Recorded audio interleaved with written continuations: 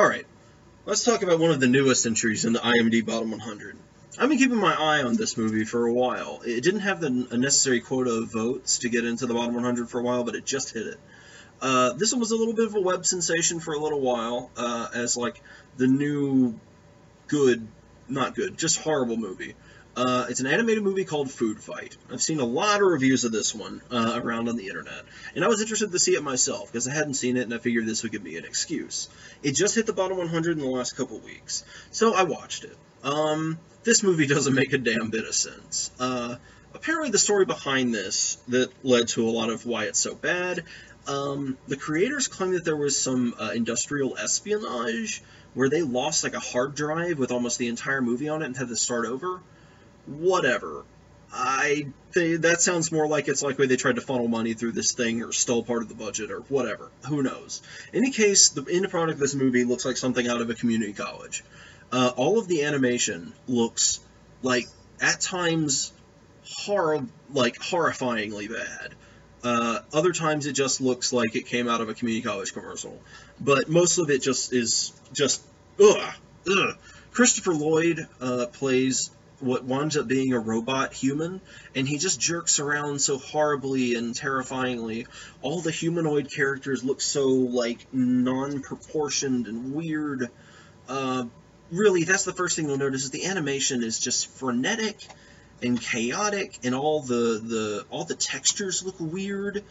Yeah, let's just dive into this thing. So it's about a bunch of food mascots and product mascots that live in a grocery store. There's a grocery store land when the lights go off and they live there.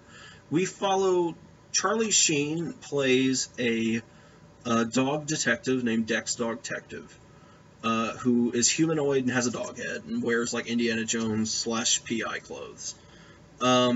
He has a love interest called Sunshine Goodness, who is the mascot for Raisins? Yeah, Raisins. Who wears cat ears and is voiced by Hilary Duff. She ultimately gets kidnapped and it goes missing for most of the movie, which sends Dex into a spiral that turns the movie into a knockoff of Casablanca, weirdly enough. But in the background you see a mixture of fake and actual product mascots, like the guy from Hawaiian Punch and Charlie Tuna. There are a handful like that, and then there's a bunch of fake ones, like Wayne Brady plays a chocolate squirrel thing that certainly isn't real. Yeah, there's a few weird things like that. So I'm not really sure what all to say about this movie other than it's just a chaotic mess. The story is, once you get into it, it's pretty much a ripoff of Casablanca in a lot of ways. There's some Indiana Jones stuff in there. The villains are pretty much straight-up food Nazis. They're from a brand called Brand X, and they use a lot of Nazi imagery and, like, style. We have a lot of voices in this. Like, apart from what I've mentioned so far, like Wayne Brady and Hilary Duff and Charlie Sheen, you have Tim Curry, Eva Longoria, that's not even the end of it. Chris Kattan is in there. There are a lot of voices in this thing, and they all do a horrendous job. Eva Longoria's character is evil, sort of the head of Brand X, and is apparently a prune or something that has been modified to be a sort of, I guess, attractive woman-esque figure, and it's horrifying. What is there to say about this movie? I can recommend it. It is paced really bad. It is, like, eye-gougingly terrible to look at. All the voice acting is phoned in.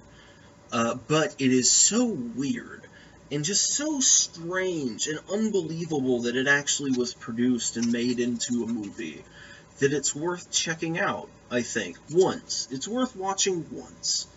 I lost interest in it after a while. It just wound up being a flurry of, like, frantic animations and, like, lots of, like, woo sort of things.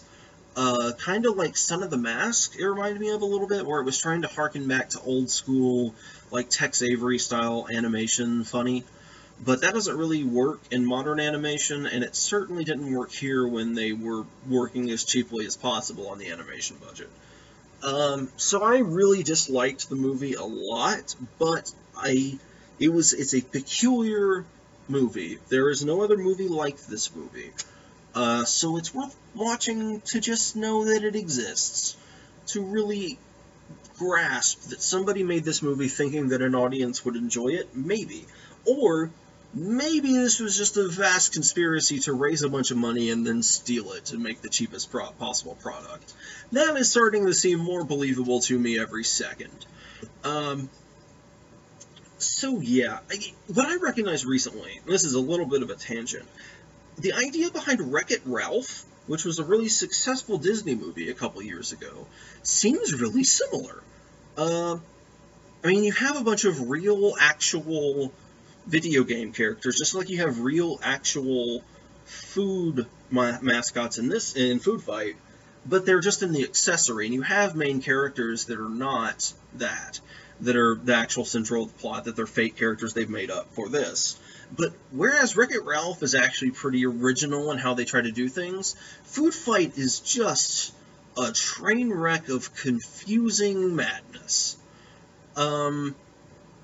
Yeah, I mean, it's really interesting. Watch them back to back and, like, see how Wreck-It Ralph did things correctly in integrating famous, actual characters from video games, and how Foodfight just sort of randomly throws things in here and there, and how Wreck-It Ralph has a sort of original story, and how Foodfight tries to be Casablanca with, you know, oh, wow, yeah, Nazis and stuff. It's a movie to watch. It's a movie to watch for so many reasons. I'm not going to go into all the details here. Just take it as a recommendation that it's really weird. There's giant mosquito monsters, Tim Curry as some sort of green-skinned sadomasochist Nazi, Christopher Lloyd as the giant, like, weird jerking robot thing, horrifying images of poorly rendered humanoids, computer graphic stuff. I will say this, I wonder, comparing this to other animated movies I've had to watch on here, which would be Titanic, both of the Titanic animated movies are different because they're not quite as, like, hurtful to my eyes because they're actually classically drawn animated movies, but they're so horrid. But Foodfight is just so bad at being, like, it would be one thing if it were just, like, poorly CG'd, but it's also so frantic. Constantly there's things moving around and jumping and spinning and all this kind of stuff that it's just it's madness. It's like the things that were wrong about Son of the Mask combined with the things that were wrong about the Titanic animated movies, which is a mighty terrible mixture of things. So yeah, again, it's worth watching for the experience, to say that you've seen it, and to sort of sympathize with others who've experienced it. So I guess that's Foodfight for you. Ugh.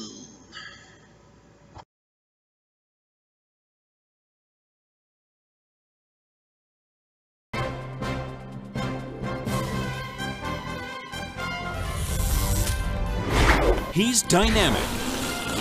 Oh boy! He's dramatic. He's the big dog Dex Detective is back in the house! that always runs to the rescue. I still got it.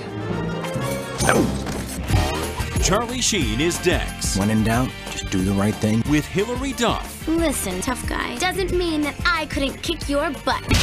Eva Longoria, I've got a hot case for you. Wayne Brady, I'm your best friend, Daredevil Dan! and Christopher Lloyd. Somebody ordered a recall.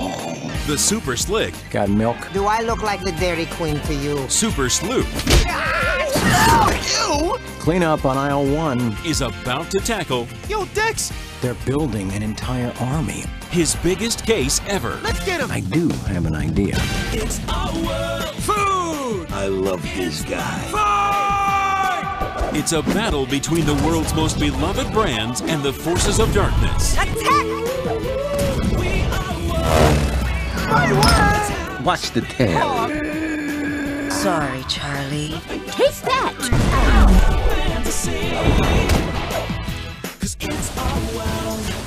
It's our world. It's my life. It's checkout time. Great idea! Foodfight. This makes 500 cases you've solved. What's your secret? The secret's inside. Stand in the way of our